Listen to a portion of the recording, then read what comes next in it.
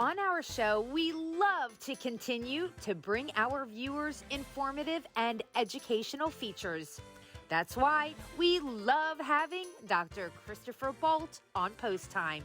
He's back again, this time with an awesome anatomy segment that focuses on the importance of a horse's hock. Take it away, Dr. Baldt. So a horse is actually an amazing creature. Humans have 206 bones in their body. A horse has 205. So there's a difference in the number of fingers and toes and things like that. But overall, it's very similar. So when we talk about the horse, we talk about main things like the jaw, or known as the TMJ joint. We also recognize the poll, which is up at the base of the head. And then we have 7 cervical vertebrae, just like humans have. Okay?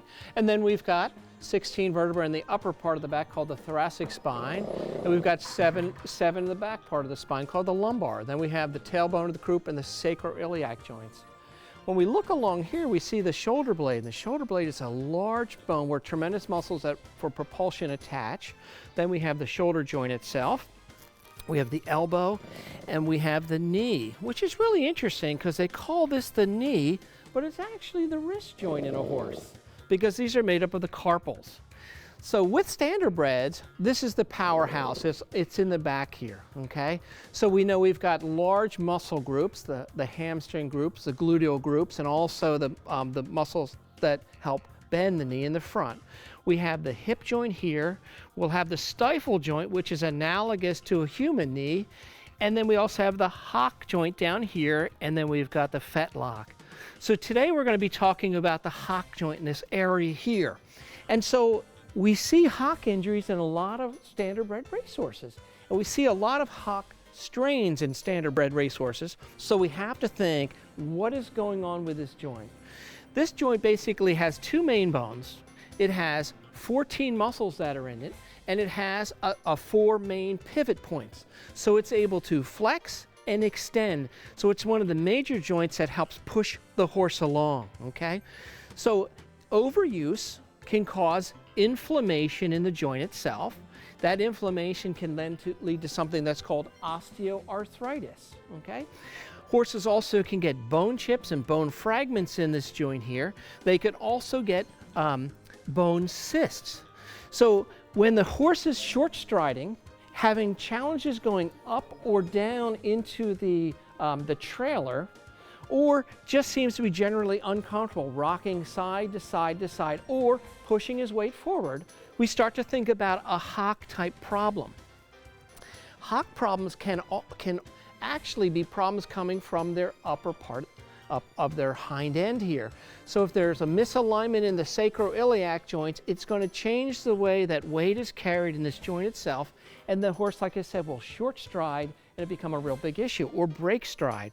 So how do we treat a hock joint? Obviously, we want to make sure that the foundation is correct.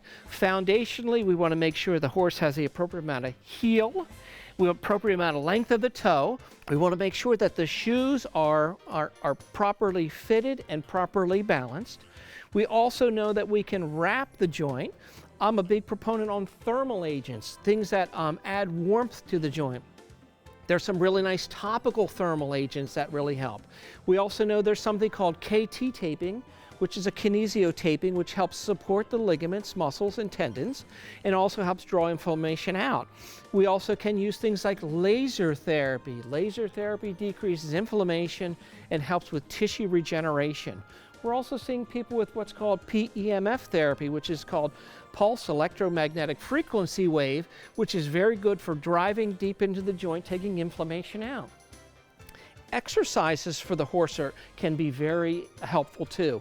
One exercise is we want to encourage the horse to back up a little bit. I mean, these guys are powerhouses going forward, but rarely back up. So when the horse is taken from the stall, if we could ask them to back up 25 or 30 feet, bring them back forward, back up 25 or 30 feet, bring them back forward. And if we did this on a regular basis, we begin to start to loosen the hock joint up itself. Many standardbreds, as they age, they develop these things that are called fused hocks. And then as a result, their racing times decrease over the length of their career.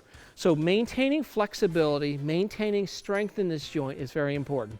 Sometimes folks will give them omega fatty acids, which are very important for muscle and nerve balance. Some people will give them some of the joint formulas that help with keeping the cartilage nice and healthy.